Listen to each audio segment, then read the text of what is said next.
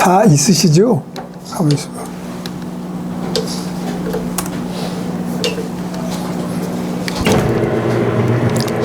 아. 네. 아, 발제문 이렇게 나오는군요.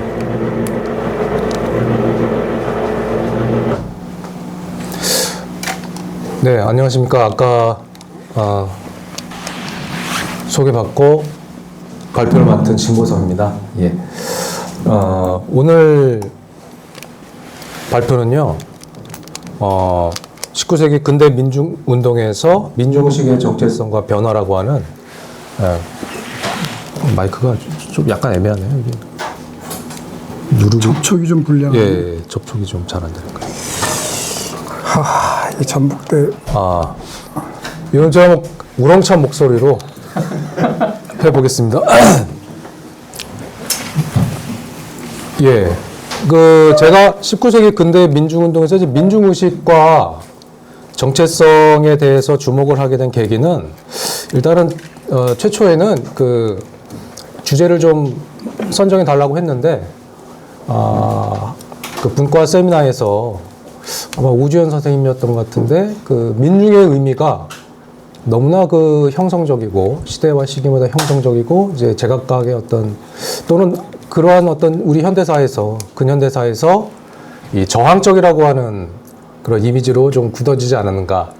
그 얘기가 머릿속에 오랫동안 맴돌았던 것 같아요. 예, 그러다가 이제 주제를 얘기할 때, 요 주제를 한번 해보겠다. 딱 했는데 또 하고 나니까, 주제를 설정하고 나니까 뭘 해야 될지 모르겠더라고요. 그래서, 너무 사실 큰 얘기죠. 민중이라고 하는 개념.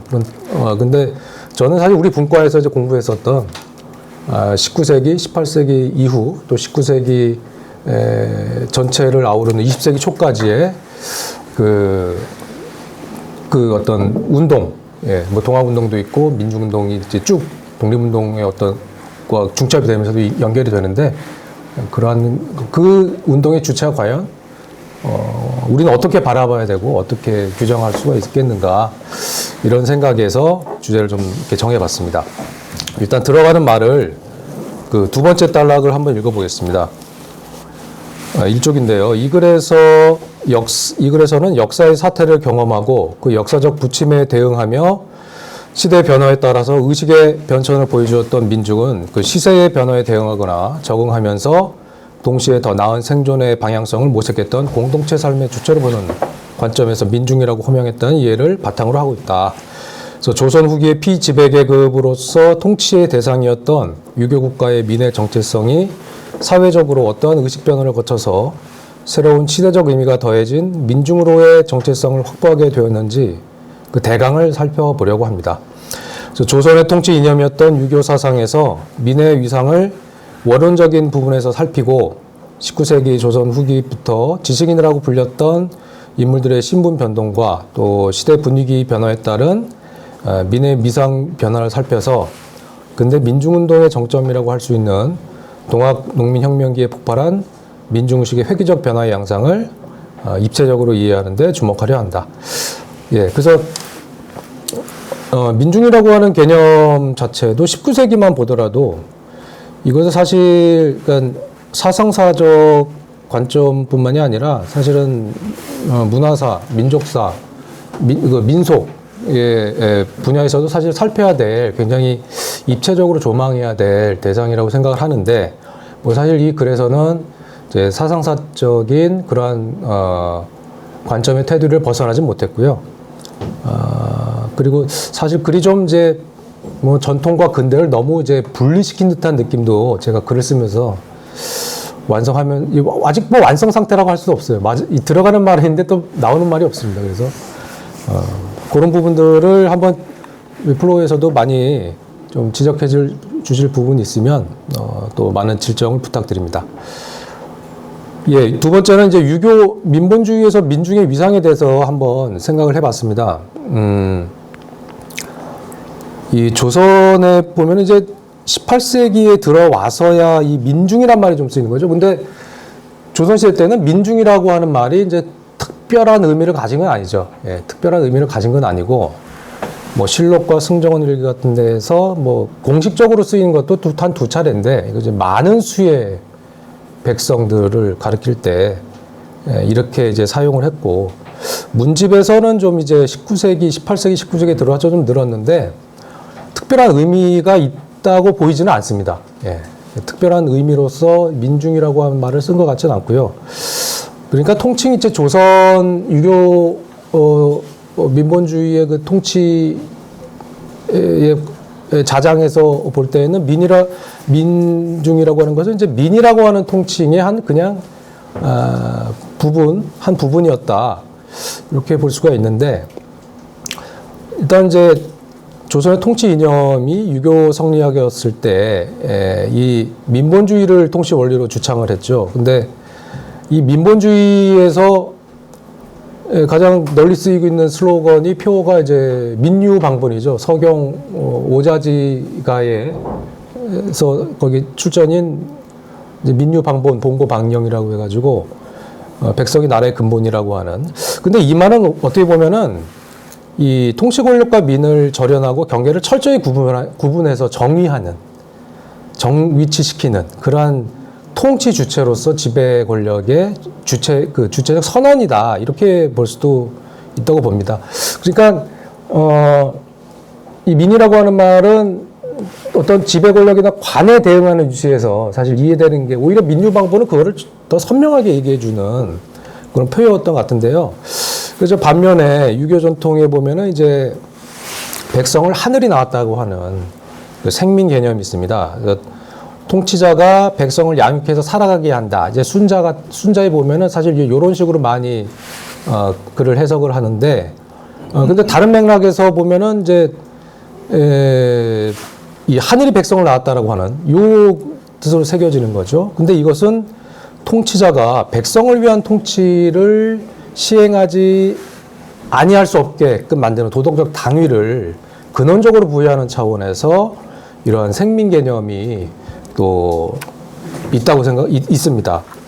맹자도 서경이나 시경에서 그 출전에 보시면요. 3쪽의 윗부분이죠. 서경에, 시경에 보면은 이제 하늘이 백성을 냈다. 예. 그러니까 군주를 삼아주고 군주가 생기게 된 것은 바로 백성을 위한 이제 통치를 위해서 있는 것이지 그 군주 자체가 자신의 존재 가치를 어떻게 하늘에서 부여된 것이 아니다. 뭐 이런 얘기죠. 예, 이거는 이제 다사 뒷부분에 언급이 됩니다만은 다산 정약용이 바로 그 목민자, 예, 그 백성을 다스리는 자 이런 사람들 권력이라고 하는 것은 자하 이상 밑에서부터 위로 올려 추대된 필요성 가치에 한정되는 것이다라고 하는 사실 그것도 이것과 연결되는 그런 의미라고 생각을 합니다.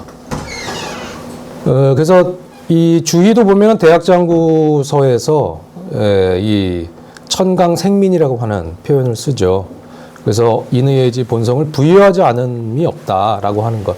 그러니까 이 언명들은 보면은 유교의 오래된 본유관념이라고 볼 수가 있겠죠. 도덕적 인간론에 대한 정언이라고 볼 수가 있겠습니다. 정언. 그래서 맹자가 또 사실 성성과 같은 이 인간은 누구나 요순과 같은 그 성의로 나아갈 가능성을 가진 존재다 이렇게 또 얘기를 했는데 그런 맥락들이 바로 이 생민 개념에서 연원이 되었다라고 하겠습니다. 이때 그래서 공자도 마찬가지죠. 공자도 그 하늘 아래 천하 만민이 모두가 이제 인간의 진실된 속의 힘인 인간다움을 가지고 있다. 어지린 그것을 균등하게 갖추고 있다. 그래서 인간론상 도덕적으로 평등하다는 이해를 그런 주장을 이제 하고 있죠. 그러니까 제자인 여몽에게 나라를 다스릴 만하다라고 하는 얘기를 했던 거. 그 천민 출신이거든요. 근데 당시에 귀족들 아니면 교육을 받을 수가 없었는데 공자의 이런 생각은 사실 생민 개념에서부터 이제 연원한다고 하겠습니다.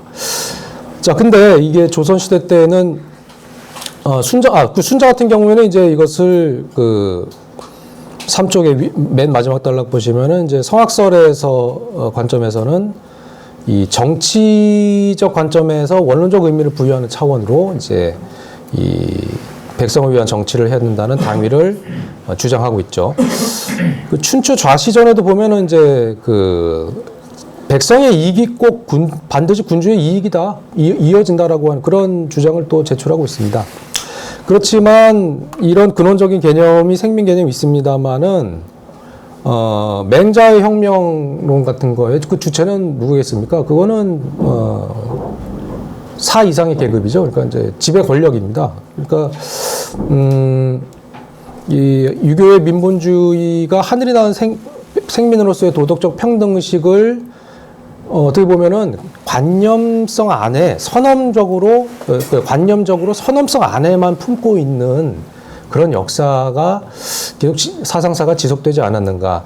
그러니까 남명 조직 같은 경우에도 그 민본주의를 아주 강력하게 주장했던 인물입니다만은 어떻습니까? 그 신명사도라고 하는 그림에 보면은 민이 없어요. 그러니까 최소한의 어떤 민의 그 자취라도 있어야 되는데 찾아볼 수가 없습니다. 그 다산 정약용 뭐 실학자들도 탕론과 운목에서 아래서부터 위로의 권력을 얘기했지만 사실 이 민이 어떤 정치적인 무대 또는 정치적인 활동을 할 수 있다는 그 능동적인 대상이라는 정치적 상상력을 유발한 경우는 사실 전혀 보이질 않죠. 그러니까 동학은 다만 이제 1894년 농민혁명 이후에 민본주의가 급진화하는 모습 이런 것들을 보여주면서 양반 사대부가 장악했던 조선의 정치사에서 새로운 정치적 상상력을 드러냈고 평민의 민중들이 능동적으로 공적인 정치 무대에서 자신들의 요구사항을 분명히 밝힌 사건이었다. 이렇게 이제 볼 수가 있겠습니다. 그래서 이제 세 번째 3장 가시면요. 밀란의 시대의 19세기에 들어오면 이제 밀란의 시대가 되고 근데 이 밀란의 시대와 동시에 이 지식인 문화의 어떤 변화가 좀 찾아오는 것 같습니다. 이 17세기 이후 되면은 이제 향촌에서 양반 사족의 그 힘이 약해지니까요. 관의 힘은 강해지죠. 그러니까 수령과 그 우리가 이제 사또와 이방 이게 수청을 들어라고 하는 그런 얘기들이 전부 다 이제 18세기 이후, 그죠? 19세기 심청전이라든지 뭐 이런 데 보면은 이제 악질 그 관리들이 등장하지 않습니까? 근데 이러한 상황이 그동안에 그 백성하고 민과 관을 사이를 잘 조정을 했었던 이 향촌의 사계급이 그러니까 선비 양반들이죠. 이 사계급들이 몰락을 하게 되면서 이게 이제 어떻게 보면은 균형과 조화가 깨지게 되는 거죠.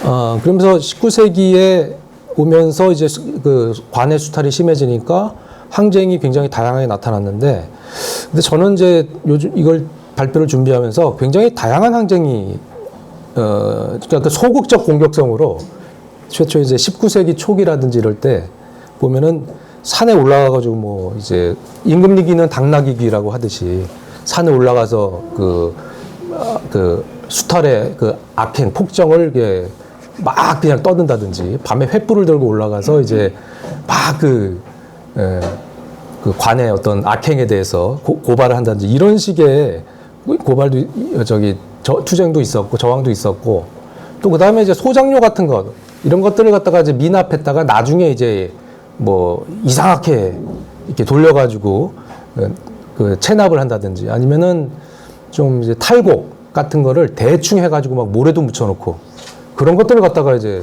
그 지주한테 갖다 준다든지 뭐 이런 식의 어떤 소극적 공격성들이 계속적으로 뭐 지속적으로 있었다는 거죠. 근데 이제 이런 것들이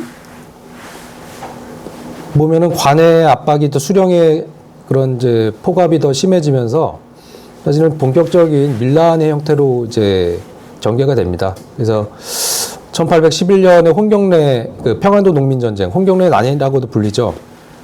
이 평안도 농민전쟁 같은 경우에는 정감록이 유행했었던 그 정감록에서 얘기하는 역성혁명의 암시를 받은 경우가 굉장히 강한 것 같습니다. 그리고 사실 뭐 조경래 선생 같은 경우에도 이런 정감록에 대한 그러니까 어떤 종교성이라고 하는 것이 종교라고 하는 것이 이 당시 민중의 어떤 민속 사회에서 굉장히 큰 새로운 시대, 새로운 사회, 현실을 갖다 비판하는 그러한 기제로서, 매개로서 잘 작동을 하고 있었다라고 하는 얘기를 하고 있는데요. 그러니까 바로 이제 유교에서 얘기하고 있는 맹자의 역성혁명이라고 하는 뭐 그런 것에 대한 이해하고는 좀 다른 방식으로, 그죠? 역성혁명이라고 하는 것을 이미 이제 백성들 자신들의 삶에 대한 어떤 이제 불만과 요구사항들이 겹쳐지면서 민중은 사실 이런 어떤 그 종교성이라고 하는 것, 종교적인 어떤 매개를 이용하게 됐던 거죠. 이게 사실 또 동학까지도 이어지는 것이 아닌가. 또는 대종교에서 이제 대종교가 그때 독립 운동을 하면서 이제 자기들의 어떤 고유성 같은 것들을 얘기할 때 종교라고 하는 매개에 호소를 하는 그런 부분들도 좀 보이는 것 같습니다. 근데 이 평안도 농민전쟁은 10년에 걸친 반정부 항쟁이었다는 점에서 사실 굉장히 큰 의미가 있고요. 1862년에 이제 진주 지역을 중심으로 일어났던 농민 항쟁도 바로 이 주체들이 물론 이제 김인석 부자라든지 해가지고 이제 몰락 양반들이 중앙 정계로 진출하지 못했던 양반들이 이렇게 이 밀란에 많은 이끌고 영향을 주는 그런 모습도 있었습니다만은 그래도 1862년은 약간 좀 단발적이었고 임시적이었던 그런 이제 농민 봉기의 어떤 형태의 한계가 있습니다만은 그래도 그 주체가 바로 농민들이었다라는 점이 굉장히 이제 민중사회에서 의미가 있는 부분이죠. 근데 동시에 이제 이 당시는 말입니다. 18, 19세기에는 평민들의 의식, 어떤 교양 의식, 그죠? 교양 의식이라고 해야 될까요? 그게 굉장히 고양이 되었다는 것. 이 몰락 양반들이 사실은 먹고 살려고 하다 보니까 이제 사설 서당 같은 것들을 많이 만들면서 이른바 이제 사설 지식 보급소죠. 그런 식으로 이렇게 평민에게 어떻게 본다면은 당시 이제 시대적 어떤 변화의 한 지점에서 어쩔 수 없이 어떻게 보면 이제 우연찮게 그런 식으로 이제 지식이라고 하는 게 사실 사대부들의 어떤 사 계급이 전유했던 그 지식이 이렇게 전파가 되는 거죠. 그러면서 이게 시기와 시기를 거치면서 이 역관 출신의 지식인들이 일차적으로 역관 출신의 지식인들이 많이 이렇게 배출이 됐습니다. 특히 오상규 같은 인물은 이제 평안도 지역에서 평안도 지역을 이제 기반으로 하고 있는데요. 이쪽은 엄밀하게 사족이 사실 존재하지 않죠. 그럼에도 불구하고 이 인물이 굉장히 어느 정도 관료 지식인으로까지 나아갈 수 있었던 것은 이 지식의 장이 사실 이제 평민들 안으로 들어가는 평준화의 과정을 19세기에는 이런 과정이 이제 전개되지 않았는가. 그리고 개화파의 갑신정면의 개화파들의 77명 참여한 인원 중에 상한 계층이죠. 예를 들면은 이제 하급 관료, 군인, 궁중 관계자, 하인, 상인 이런 사람들도 77명, 그러니까 70% 정도가 되는데 물론 이때는 이제 갑신정변 때는 대부분 동원됐다고 봐야 됩니다. 그러나 이 당시에 동원을 시킨다고 해서 막무가내로 이렇게 참여했다고 볼 수는 없는 거죠. 예.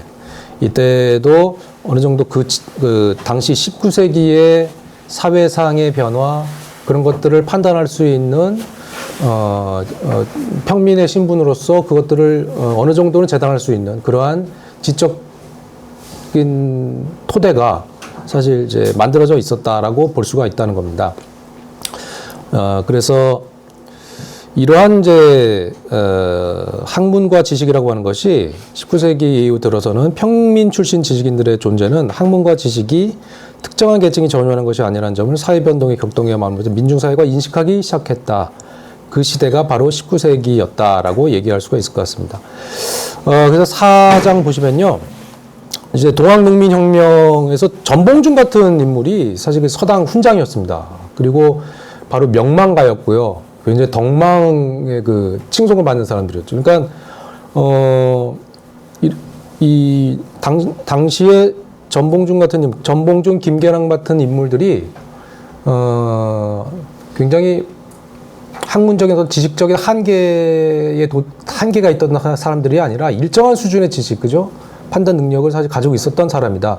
이렇게 나올 수 있었던 게 이 시대 19세기 이후에 이제 지식장의 어떤 변화를 바탕으로 하고 있다라고 하는 것입니다.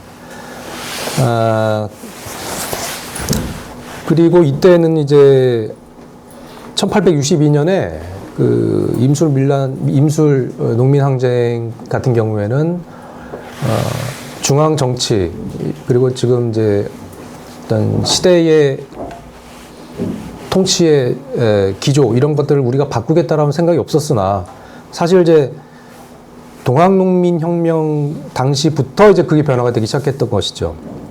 그 11쪽의 맨 위에 보시면은 민본의 동학농민군에게 당시는 유교의 바람직한 지배 이념인 민본에 입각한 어진 정치가 행해지지 않는 불온한 정치기였다. 그러니까 이 어진 정치가 행해지지 않는 것을 자신들이 행해지도록 바꾸겠다는 겁니다. 그러니까 자신들이 어떤 이제 역성혁명을 통해서 그 왕의 위치를 찬탈하는 건 아니죠. 그래서 왕은 그대로 두고 있는 거죠. 그러니까 왕이 있고 귀족, 공경대부, 뭐 사 계급이 있고 그 밑에 평민들이 있고 천민들이 있는 그 체계는 바꾸지 않는다. 다만 이 체계가 제대로 돌아갈 수 있도록 이건 우리가 하겠다. 그러니까 굉장히 그 전에 있었던 밀란과는 그 사회에 대한 어떤 항쟁의 초점이 굉장히 바뀌어 있는 상태라고 볼 수가 있는 것입니다. 그리고 동학에서는 11쪽의 중간에 그 마지막 단락 보시면요. 중앙정부의 항쟁을 결심한 초발심은 동학의 하늘 이해 연장선에서 하늘에 대한 이해 연장선에서 발동된 평등의식이 나왔다.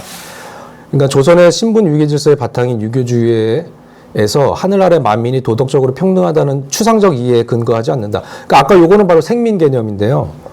군주제 나라에서 추상적인 평등과는 하층민들에게 개인의 도덕적 선행과 사회 질서에 순응한 것을 강조할 뿐 현실에서의 정치, 사회, 경제 및 차별과 인간의 존재를 위협해 나누는 그 위계의 벽을 무너뜨릴 수 없었다. 도학의 평등과는 세 차례 변혁적 움직임을 보여주는데 최재우가 바로 시천주를 얘기했고 최시영이 바로 사람이 곧 한울이다. 인시천.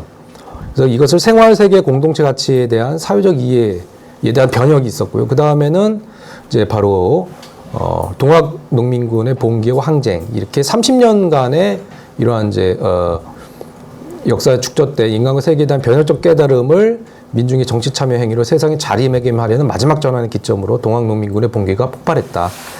이렇게 그 동학농민혁명은 이 항쟁의 주체가 바로 이제 민중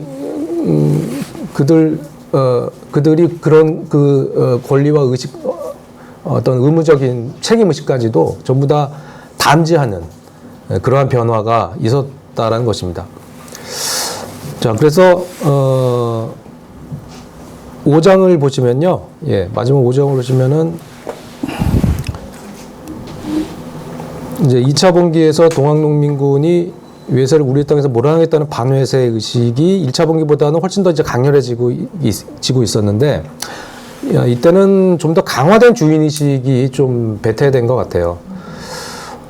그리고 이 군자라고 하는 것이 사라고 하는 것은 사실 그 사회적인 위계의 계급적 속성을 띠고 있는데 이 군자라고 하는 것은 아까도 공자가 이제 최초의 그 누구나 사람은 인간다움의 그 씨앗을 가지고 있다라고 하는 거. 그러니까 그 인간론적인 논의상에서 누구나 군자가 될 수 있다는 성인이 될 수 있다는 이제 그 맥락에서 사실 사와 군자라고 하는 것은 같은 선상에서 얘기가 되는 거지만 오히려 그 의미 해석의 차원은 약간 다르게 볼 수가 있는 것이죠. 그래서 이 사의식이 보편화됐다는 것은 어떻게 본다면 두 가지 이중적인 맥락을 같이 가지고 있다라고 하는 것이죠. 근데 이 신분사회를 뛰어넘는다라고 하는 의식 자체는 당시의 농민군들이 본격적으로 가지고 있지 않았었기 때문에 사의식이라고 하는 것은 계급적 모순에 대해서 직접적으로 그 계급을 타파한다는 그러한 어떤 사회정치관으로 연결되기보다는 무너지고 있는 사회와 정치권을 바로 세우자라고 하는 그것을 할 수 있는 자격이 나에게도 본래적으로 갇혀 있다고 하는 군자로서 스스로 내가 우리가 할 수 있다라고 그런 맥락에서 사의식이 보편화됐다라고 이제 저는 이제 얘기를 하고 있는 것이죠. 그러면서 거기에 같이 평등의 윤리가 논의가 되었다라고 하는 그런 맥락으로 제가 이제 5장을 썼습니다. 그래서 5장에 보시면은 이제 그 14쪽에 보시면은 사문화가 보편화되면서 마지막 문단인데요. 교육에 대한 갈망이 커진 것. 18세기, 19세기 서당의 대중화. 그러니까 이때는 이제 7살 어린아이도 뭐 공자왈, 맹자왈 하고 있었다고 하는 그런 얘기도 있다고 하는데, 그러니까 바로 이때는 이상적인 군자나 성인의 어떤 윤리의식을 어느 정도 이해할 수도 있었고, 좀 더 이제 그러한 사의식이 굉장히 친숙해졌다는 거죠. 예. 자, 그러다 보니까 사실 동학에서 얘기하기는 또는 최시영이 얘기했었던 그런 생활세계 안에서의 자기 수양, 뭐 바닥에 가래침도 뱉지 말라고 하는데 막 물이 막 뱉고 다니지 않습니까? 아까도 누가 또 실수한 것 같은데. 그러한 어떤 생활세계 안에서의 자기 수양이라고 하는 것을 사실 충분히 이해할 수가 있다는 겁니다. 그러니까 그게 위에서 왜 또 저 꼰대가 저러나 그런 식으로 이해하지 않는다는 것이죠.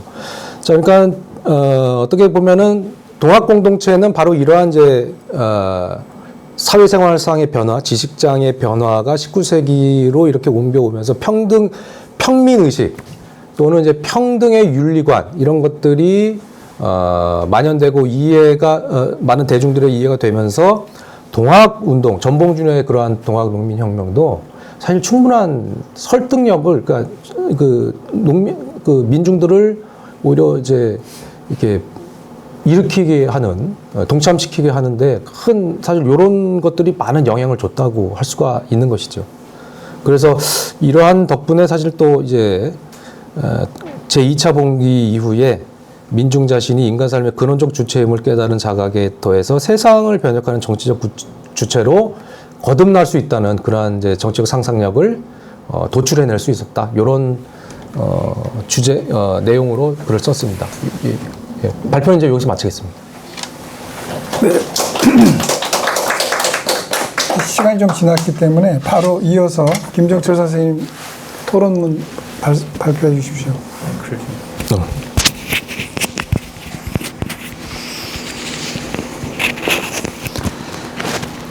네, 한국국학진흥원의 김정철입니다. 네, 그 논평 진행하도록 하겠습니다. 요 논문에 대한 그 논평은 제가 전체 논지 요약을 했는데요. 요 부분은 저 혹시 그 논평 이후에 대답도 같이 진행을 하나요? 아니면 논평만 하고 바로 넘어가나요? 모르겠어요. 네, 일단 그러면 네. 짧게 질문해 주시면은 네네네. 짧게 답변하고. 알겠습니다. 네. 종합 토론 때문에 될 것 같아요. 논지 요약은 참고만 해주시고요. 앞에서 처음부터 설명을 잘 해주셨기 때문에 참고를 해주셨으면 좋겠습니다. 질문으로 바로 넘어가서 말씀드리도록 하겠습니다. 두 번째 장이고요. 네. 그 필자의 그 진보성 선생님의 전체적인 논지에 대해서는 대체로 동의를 합니다. 문제의식도 마찬가지고요. 하지만 여러 가지 면에서 좀 의문이 드는 부분이 있어서 이 부분에 대한 질문으로 제 논평자로서의 의무를 다 해보도록 하겠습니다. 논문은 크게 두 축으로 구성되어 있습니다. 그러니까 유교적 맥락에서 민족의식의 변화, 특히 사의식의 어떤 확산이라든지 이런 것들을 고찰하는 부분이 있었고요. 그리고 동학농민혁명의 과정에서 민중의식이 크게 변화되었다. 이걸 거의 혁명적인 변화로서 이제 해석을 하시고 계시는데, 그렇다면 이런 의문이 들었습니다. 유교적 맥락에서 민족의식이 이제 확산하는 거랑, 그리고 동학농민혁명의 과정에서 민족의식이 성장하는 지점이 과연 어디서 겹치고 어떻게 달라지는가를 이야기를 해야 될 것 같은데, 이 논문상에서는 사실 자연스럽게 그냥 유교적 맥락에서의 의식의 확산과 동학에서의 어떤 폭발적인 민중의식의 성장이 사실은 자연스럽게 이어지는 것처럼 지금 기술되어 있는데, 사실은 좀 다르지 않을까, 좀 더 자세한 설명이 좀 필요하다고 생각합니다. 논문에서는 두 개가 좀 따로 지금 전개된다는 인상을 받았습니다. 그러니까 민중의식의 성장을 지금 사문화 성장 확산해서 찾으면서도 한편으로는 동학의 이제 인내천, 인시천 사상에서도 찾기도 하기 때문에 이건 결국엔 기존 유교 질서에 대한 극복이고 한계에 대한 극복, 아까 생민에 대한 극복 말씀하셨고 민중의식의 성장의 어떤 집중적인 지점들이 이제 동학의 사상에 나타난다고 말씀하셨기 때문에 이 둘의 관계를 사실 규명을 해야 되고 사실 이 작업이 어렵다는 거 저도 알고 있지만 여기에 대한 의견이 많이 듣고 싶어서 이게 과연 연속적인지 그래서 이전에 많은 연구자들이 유교 문화의 일부를 동학이 받아들여서 이러한 사상을 뭐 만들었다고도 얘기하기도 하고 그 반대의 의견을 얘기도 하고 여러 가지 논쟁이 있었던 걸로 알고 있는데 여기에 대한 어떤 관계성에 있어서 어떻게 보시는지 동학을 만약 어떤 혁명적인 어떤 민중의식의 성장 사례로 보신다면 이 둘의 관계를 연속적으로 보는가 아니면 비판적으로 극복한 사례로 보여야 하는지 약간 나이브한 문제의식일 수도 있겠지만 반드시 짚고 넘어가야 될 문제라고 생각해서요. 여기에 대한 답변이 듣고 싶고요. 두 번째는 동학농민의 경우는 너무 이제 30년의 역사를 너무 압축적으로 말씀하셨기 때문에 이 안에서 사실 내적인 어떤 변화나 발전 양상이 분명히 있을 거라고 생각합니다. 최재우와 지금 최시영과 최시영 그랬는데 최재우와 지금 최시영의 민중의식 분명히 다를 수밖에 없다고 생각드는데요. 이 부분들이 좀 규명이 되거나 어떤 과정적으로 좀 설명이 될 필요가 있을 것 같은데 이게 그냥 압축적으로 단순히 그냥 전봉준이나 여러 가지 인물들을 통해서 단순히 표출되었다는 사건으로 보기에는 좀 어렵지 않을까 여기에 대한 좀 설명이 듣고 싶었습니다. 마지막으로는 결국 이 논문의 지향이나 어떤 궁극적 목적이랄까요? 이런 부분이 아직 사실은 전면에 드러나 있지 않아서 이 부분에 대해서 유교 문화의 사문 확산 그리고 동학의 민중의식 등장, 그러니까 폭발적인 민중의식 등장을 민본의 급진화라고 한다면은 이 민중의식이 과연 이후에 일제강점기, 뭐 3.1운동 이후에 아주 이후에 이제 5.18이라든 여러 가지 사건들을 통해서 어떻게 발전하고 변화하는지를 보여주고 싶어서 이 논문을 쓰신 건지 아니면 이 민중의식의 성장을 하필이면 19세기에서 찾는 이유가 무엇인지가 좀 궁금해서 여기에 대한 질문을 드리면서 가름하고자 합니다. 이상입니다. 네, 답변을 할 시간은 없을 것 같습니다. 이따가 종합토론 시간으로다가 넘기고요. 다음 팀 나와서 말씀해 주시도록 하겠습니다. 고생하셨습니다. 감사합니다.